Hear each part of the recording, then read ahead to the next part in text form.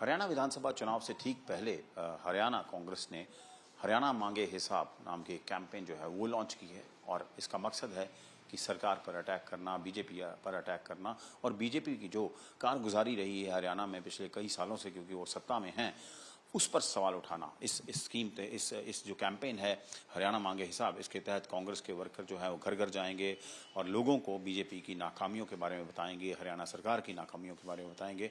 हालांकि लोकसभा जो अभी होके हटी है उसमें कांग्रेस का प्रदर्शन काफ़ी अच्छा रहा है। 5 सीटें कांग्रेस ने जीती, 5 जो हैं वो बीजेपी में नहीं जीती। लेकिन अब कांग्रेस का जो टारगेट है वो है कि विधानसभा में भी वो एक बड़ा उलटफेर करें और सत्ता में वापस आए, क्योंकि काफ़ी टाइम से बीजेपी जो है हरियाणा में सत्ता में है।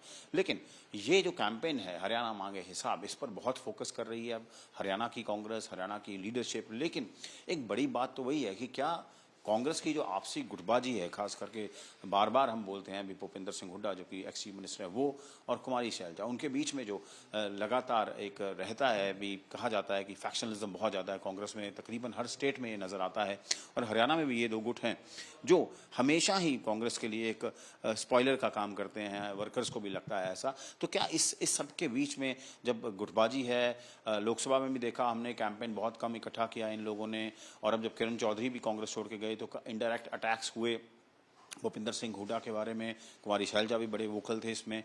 कांग्रेस के अंदर ये जो सब चल रहा है उसको जब देखते हुए ये कैंपेन कितना कामयाब होता है, हरियाणा मांगे हिसाब के नहीं होता है, लोगों को इंप्रेस करता नहीं करता, वो तो लोग तय करेंगे।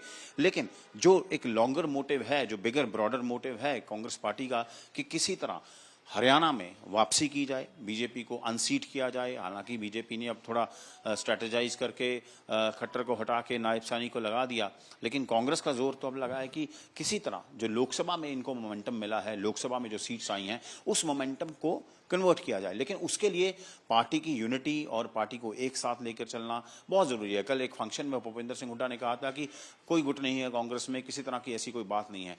लेकिन बीच बीच में जो बयान आते हैं, बीच बीच में जो बातें होती हैं, वो एक इंडिकेटर जरूर होते हैं। अभी कुछ ना कुछ चीज़ें तो हैं जो आपस में डिफरेंसेस रखती हैं या सामने आती हैं डिफरेंसेस, तो उसकी वजह से जो पार्टी जो है दोबारा कई बार बैकफुट पे जाती है। लेकिन उम्मीद करते हैं कि ये जो डिफरेंसेस हैं ये स्टिच होते हैं, आगे जाके इस तरह के डिफरेंसेस इमर्ज ना हो जिससे इनको इलेक्शन में नुकसान ना हो। लेकिन हरियाणा मांगे हिसाब कैंपेन कहाँ तक कांग्रेस लेके जाती है वो एक डिफरेंट स्टोरी है।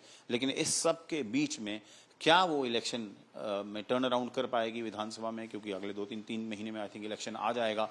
तो इस सब के बीच में इकट्ठे रहना और फिर बीजेपी को अनसीट करना हरियाणा से, ये सबसे बड़ा चैलेंज जो है वो हरियाणा के लिए, हरियाणा कांग्रेस के लिए रहेगा।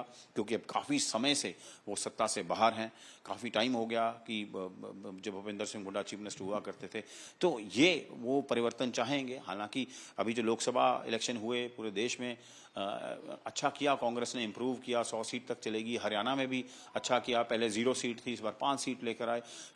ये टर्न अराउंड अब विधानसभा में होगा कि नहीं होगा, इसके लिए एक इकट्ठे रहना कांग्रेस के लिए बहुत बड़ा चैलेंज होगा। क्योंकि हरियाणा का हिसाब, हरियाणा की सरकार का हिसाब ये मांग रहे हैं, तो आई थिंक इकट्ठे रहना जरूरी है अगर इनको अपना हिसाब जो है वो ठीक करना है। कैमरा पर्सन गुंजीत के साथ असीम बसी, चंडीगढ़।